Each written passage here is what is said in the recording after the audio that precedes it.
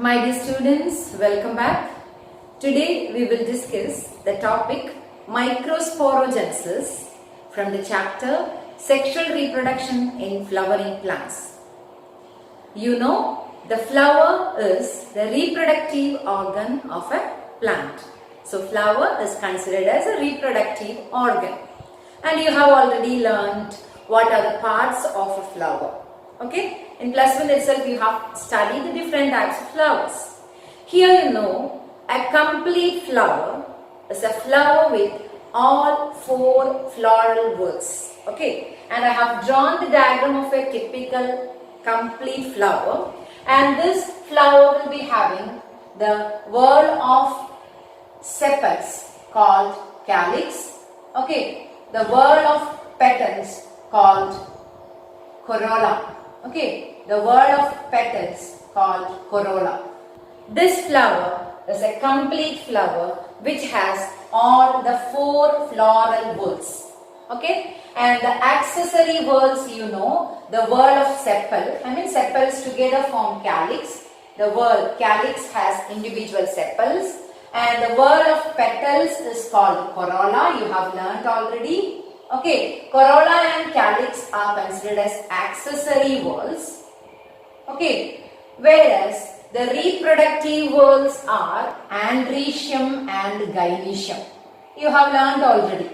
Okay, the androecium is made up of what? Androecium is made up of?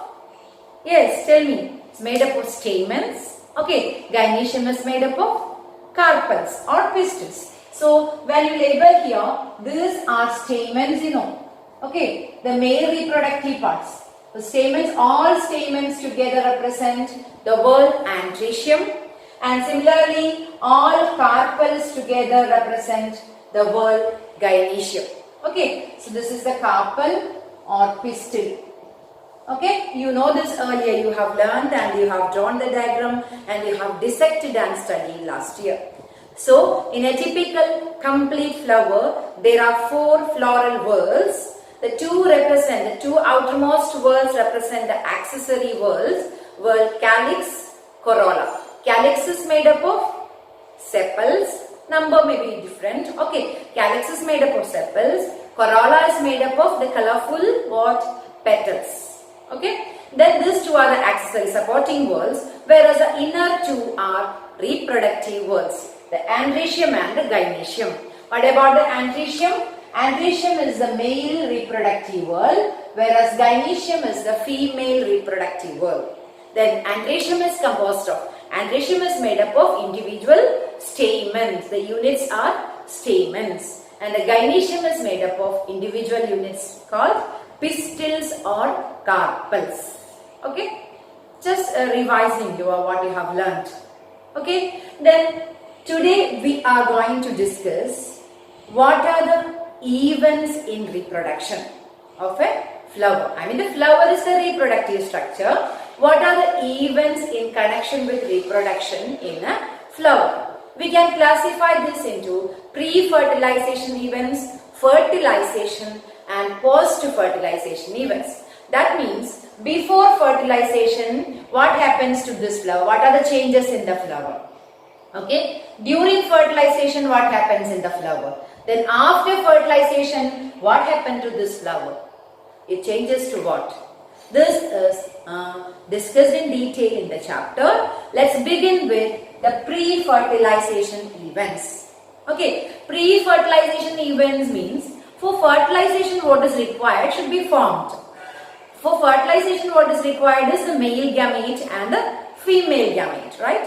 So the male gamete formation and the female gamete formation are the pre-fertilization events. So understand, for fertilization the flower require male gamete, female gamete. So its formation comes before. So pre-fertilization events include gametogenesis and gamete transfer.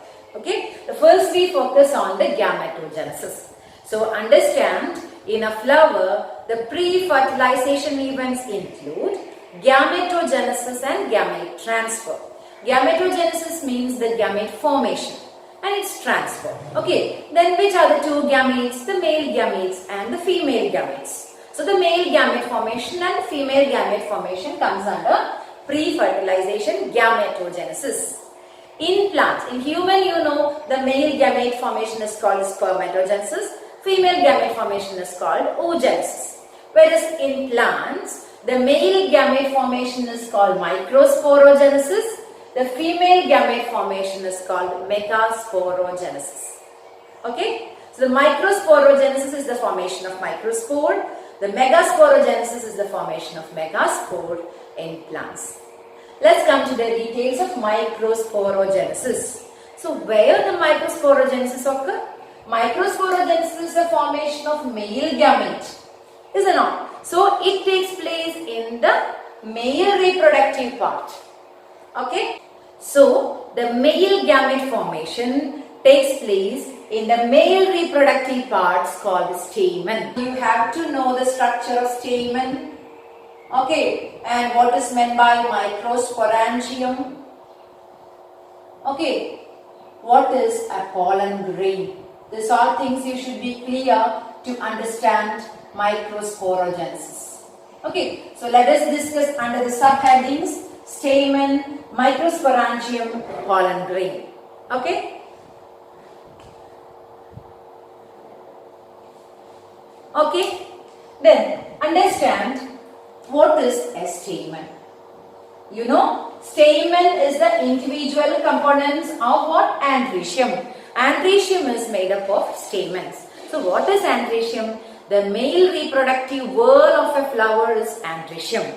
Then what is stamen? Stamens are the units, the male reproductive parts. Okay. So this male reproductive part typically has a stalk-like structure called. Each stamen has typically a stalk-like structure called filament. The stamen has a stalk called filament. You can see it holds the anther in a position. It is versatile. Then it has at the distal end it has a structure, the fertile structure called anther. Okay, only this part is fertile. It is only involved in the fertilization. It is only involved in the reproduction. It only produces the gametes. So this is the fertile part and this is not the fertile part. This is just the stalk only. So each stamen has a stalk called filament and a fertile part called anther. The filament is holding anther in position and is versatile, allowing the movement. It can wave in the wind and it can discharge the pollen grains. Okay, all things we discussed. Okay, and there is a connective in between and the extension of the connective is called the hood. Okay, the length may be varied, the shape may be varied, okay, whatever. There are different varieties of shapes, size and length of these stamens. Anyway, when we discuss the anther, each anther is a fertile part and each anther, typically an anther is a structure which is having two lobes. An anther has two lobes. Okay, typically, generally one anther has two lobes. Left lobe and right lobe. Okay, so anther we can say it is bilobed. Okay, each anther is bilobed typically. Okay, here single lobe is also common, it is also seen. Single lobed anther also is seen. Okay, typically an anther is bilobed structure. The two lobes, the left and the right lobes, the anther has. We can say the left and the right lobes. Okay, since the anther has two lobes, we can call anther is bilobed. Okay, then next case, when we see the anther in close look, you can see each lobe of the anther is having two chambers. Okay, when we have a close look on the anther, each lobe has two chambers. This is this part is the left lobe, this part is the right lobe. This part is the left lobe, this part is the right lobe. On close look, you can see this is having a four-sided appearance. Okay, when we observe the anther thoroughly, you can see a four-sided structure it is. and so it is tetragonal in outline. It's four-sided. What the four sides indicate? That each lobe, this lobe and this lobe, each lobe has two chambers inside. So it's having an external look of four sides total. Okay, so this is the left lobe with two theca, two chambers. The right lobe also is with two chambers. This is the first lobe and this is the second lobe. Okay, and each lobe has first chamber, second chamber, third chamber, fourth chamber. Altogether, its outside is giving a tetragonal appearance. Moreover, this is one sac-like structure. This is another sac-like structure. It's called theca, and we can say each lobe is dithecous. We can say each lobe is dithecous. Not the entire anther. Anther has four theca. One lobe of the anther has two theca, two chambers inside. So each lobe of the anther is dithecous. Did you get the terms? Bilobed anther, like right and left lobes. Tetragonal anther, four-sided anther. Dithecous anther, one side, two theca. One lobe, two theca. Then, what are these theca representing? What are they actually? Actually, when we draw in a cross-sectional view, we can see here some kind of more or less spherical structure. But actually, when we see it in a length, each thecum represents a sac. Each theca represents a sac inside. It's a long sac inside. Okay, this type of sac. So one thecum is one sac.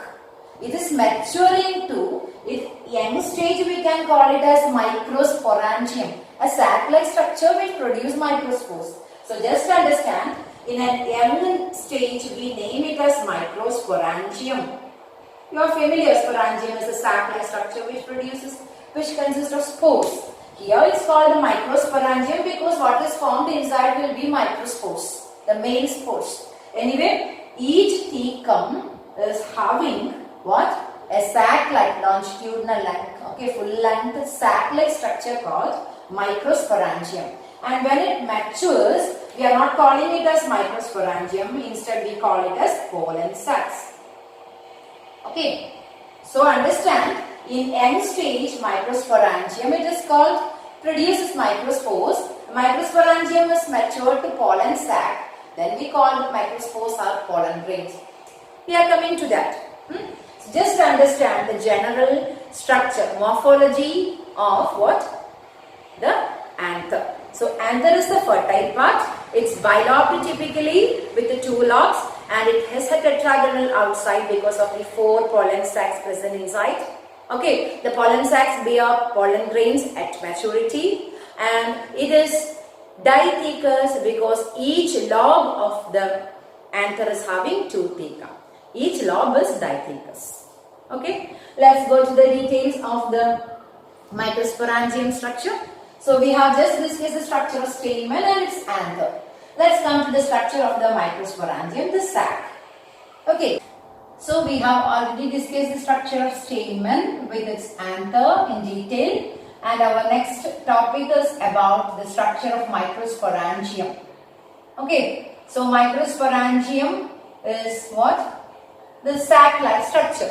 Typical anther has 4 microsporangia, and the structure of the microsporangium we are discussing in detail. This is a cross-sectional view and is having the 4 microsporangia marked. Then when we discuss the structure of the microsporangium, one side we can just discuss, okay, this side. So just understand, the microsporangium has an outermost layer called epidermis. The outermost layer of microsporangium is called epidermis.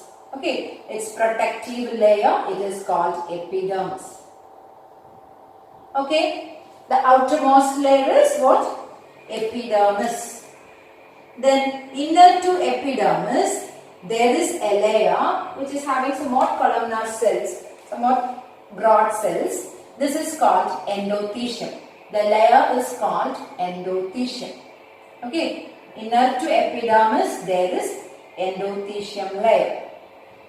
Okay, just I'm marking it as endothelium layer. Then inner to endothelium we can see few layers of middle layers. Some narrow cell layers called middle layers are seen inner to that. Okay, 2-3 layers of what? Middle layers. So what is present inner to endothelium? It is middle layers. Okay, so inner to endothelium there is middle layers. Did you get me? The 3 outer protective layers are epidermis, endothelium and middle layers. Okay, this is a part of microsporangium. We are drawing its protective wall covering. It's having outermost layer epidermis, inner to that endothelium. The endothelium also help in dehiscence, the breaking. Okay, and here you can see some type of specialized epidermal cells, modified cells, and this is called stomium. It helps in the rupture and breaking. Then it can release the pollen grains. So anyway, the outer layer's duty is protection and dehiscence. The 3 outer layers are protective layers. Okay, and also it helps in the breakage, dehiscence.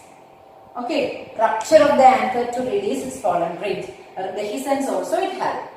Then inner to this there is a special type of tissue, tapetum. Okay, this layer is tapetum. Okay, and mostly the tapetal layer is with what? Binucleated cells. Okay, inner to middle layers there is the binucleated tapetum. Okay, more than one nucleus is present in these cells. So what is there? This layer is called the tapetum. Its duty is not protection. It is rich in cytoplasm and reserve food materials. So this layer help in nourishment or nutrition. Tapetum is the layer which help in nourishment or nutrition of developing pollen grains. Did you get me? Characteristic feature of tapetum. Tapetum consists of binucleated cells. I mean cells with more than one nucleus normally, and this is having dense cytoplasm with high reserve food to support the growth of pollen grains inside. Okay, so understand this is about the tapetum, and tapetum is having somewhat large cells and very compactly, densely packed cells, and is having enough reserve food inside. So these are the wall layers. So a microsporangium is having 4-layered wall. The 3 outer layers and epidermis, endothelium, middle layers help in protection, and inner to that the 4th layer, tapetum, help in nourishment. Okay, then what is there inside this? Inside this tapetum we can say there is a very compactly, densely packed tissue which is called sporogenous tissue. Okay, inner to the tapetum, the central tissue is very densely packed without any intercellular space, and all the cells are dense in cytoplasm, and these cells represent the sporogenous tissue. Here only the spores are formed, spore producing cells. Okay, so what does this indicate? This is sporogenous tissue. Did you get me? The central tissue is sporogenous tissue. Okay, this is what the structure of microsporangium is. It has 4-layered wall and a central tissue called sporogenous tissue. Okay, then let's discuss what happens here. Okay, how are pollen grains formed here? That is what our next topic is. It is microsporogenesis, formation of microspore, genesis of microspore. Okay, so our next topic is what happens inside. Okay, just understand this is called the formation. Here is formed the microspores or pollen grains, and so this process is called microsporogenesis. then that is taking place inside the anther, inside the microsporangium, specifically within the sporogenous tissue.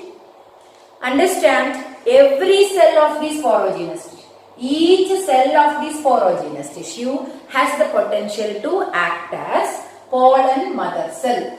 So, I am just taking one cell here. Okay, every cell of the sporogenous tissue act as pollen mother cell. That means this one cell is taken out. That can act, it has the potential to act as the pollen mother cell. Then it undergoes meiosis 1 and produce 2 cells. Okay, so this is called a pollen dyad. It forms a dyad of cells after first meiosis. Okay, after first meiosis, pollen mother cells form a pollen dyad. Then when it completes the meiosis, after the next meiosis, it forms a pollen tetrad. And the tetrad is having 4 cells, and the tetrad is almost what? Tetrahedral tetrad.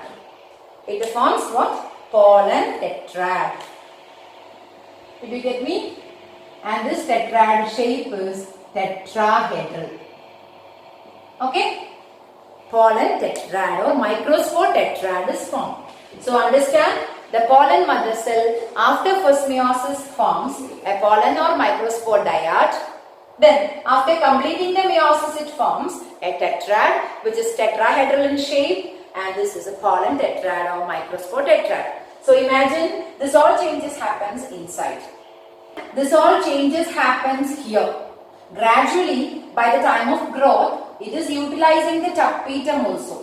When at maturity, there won't be any tapetal layer left.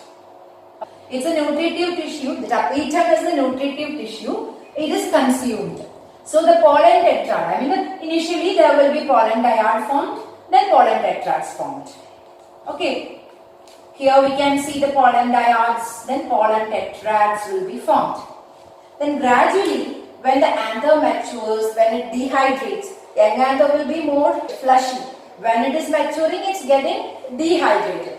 Okay, when the anther mature, when it is getting dehydrated, there is a dissociation of this structure. This tetrad dissociates and it forms microspores, individual microspores.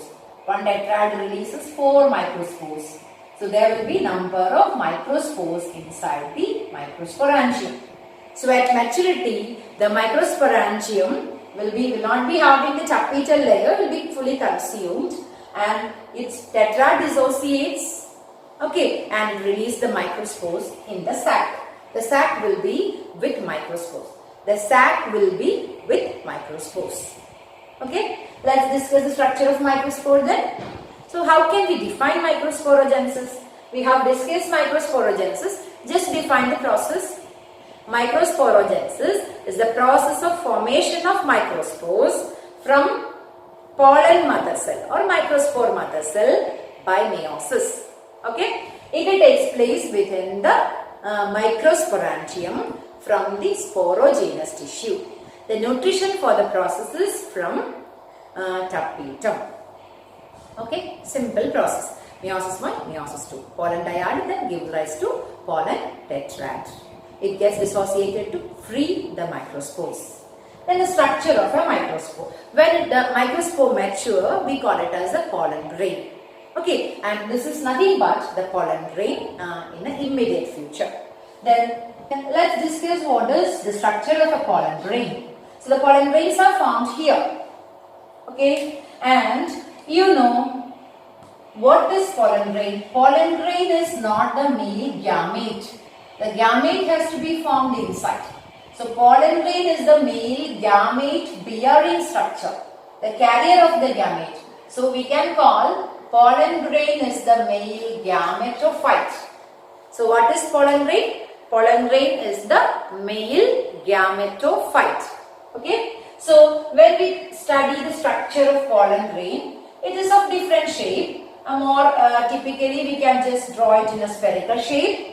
Okay, the pollen grain is having an inner layer which is called intine and outer layer which is called exine.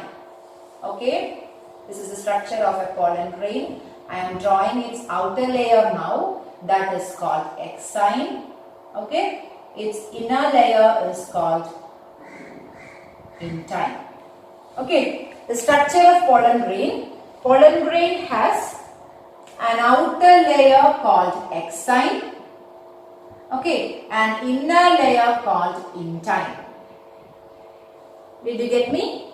The inner layer is continuous layer, whereas the exine is absent at some place. Here you can see the exine is not present, and that place is called germ pore.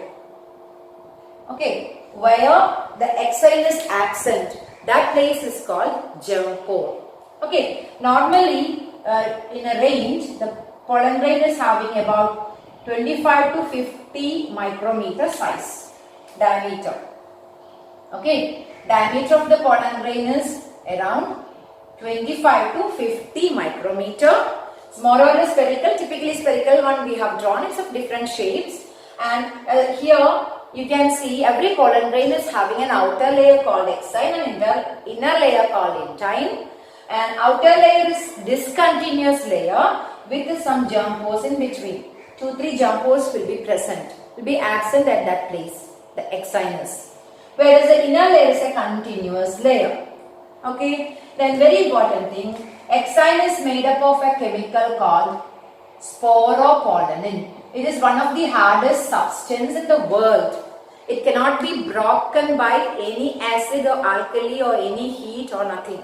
Okay, it's highly resistant material. So the pollen grains can be even preserved as fossils because it's not desiccating easily. It has an outer very thick hardest substance wall called exine. So exine is made up of which substance? The hardest substance? Sporopollenin. Okay. Then whereas intine is made up of cellulose and pectin. Okay. Simple polysaccharides, you know. Cellulose and pectin. Exine is made up of sporopollenin. Intine is made up of cellulose and pectin. And where the sporopollenin is absent is the germ pore, through which only the germination can take place. It can bulge out and release the pollen, gametes. We will discuss it later. Then initially this is a single, cytoplasm present and a single nucleus present. Okay, single cell. Initially it's a single cell with a prominent nucleus. This is what is the structure of a pollen grain or microspore. Okay, when it matures, its structure is like this. Grows. Normally, okay, around 60% of the plants release its pollen grains in two-celled stage. That means the next step of development also takes place in the flower itself. That means before releasing of pollen grains, this single cell divides into two. Okay, so it forms a large vegetative cell and a small generative cell. It divides into two cells. Okay, most of the plants release its pollen grains in two-celled stage. That means the single cell, it is divided to two cells. Okay, it's having a very big cell called vegetative cell. Okay, it forms vegetative cell. Okay, and a small spindle-shaped cell called generative cell. So at this stage, mostly pollen grains are shed off from the flower. Did you get me? Okay. Then, so what is this called? This is two-celled pollen grain. So a two-celled pollen grain has a large vegetative cell and a small generative cell. Okay. Okay, generative cell. Then what is the fate of the vegetative cell? What is the fate of the generative cell in future? Anyway, I told 60% of the pollen grains are released at this two-celled stage. What about the remaining 40% of pollen grains? The 40% of pollen grains are released as three-celled pollen grain. What do you mean by the three-celled pollen grain? One more event takes place. Already one mitosis happened. One vegetative cell, one generative cell formed. Again one more mitosis takes place. The generative cell divides to two male gametes. Okay, so some around 40% of the plants release pollen grains as three-celled state. That means it has a vegetative cell and two male gametes. Okay? Did you get me? What is a two-celled pollen grain? A pollen grain with a vegetative cell and generative cell. Then what's a three-celled pollen grain? A pollen grain with a vegetative cell and two male gametes. From where the male gametes are formed? They are formed from the generative cell. The generative cell mitotically divides to two male gametes. Then it is three-celled pollen grain. Around 40% of plants release three-celled pollen grain, whereas 60% of the plants release shed of what? Two-celled pollen grains. Okay, if it was two-celled pollen grain released, when it reach on another flower stigma, the next division takes place. If it was three-celled pollen grain released, no more division at that location. Division takes place here itself. Okay, then that is about the structure of microspore or the pollen grain. Okay, the male gametophyte. Why is called a male gametophyte? This is a male gamete bearing structure, carrying structure. So the male gametophyte it is. Okay, then that is about the structure of pollen grain. I think this is clear. With this, we have completed pre-fertilization events, gametogenesis in the male part. What happens inside the stamen or inside the anther or typically inside the sporogenous tissue at the time of the gamete formation. So, up to male gamete formation we have discussed. Okay, male gametogenesis. The process typically microsporogenesis. It forms the microspore, the male gametophyte. Inside that again mitosis takes place to form the two male gametes from the generative cell. Okay, I think it's okay. The other session, megasporogenesis, we will discuss in our next class. Thank you.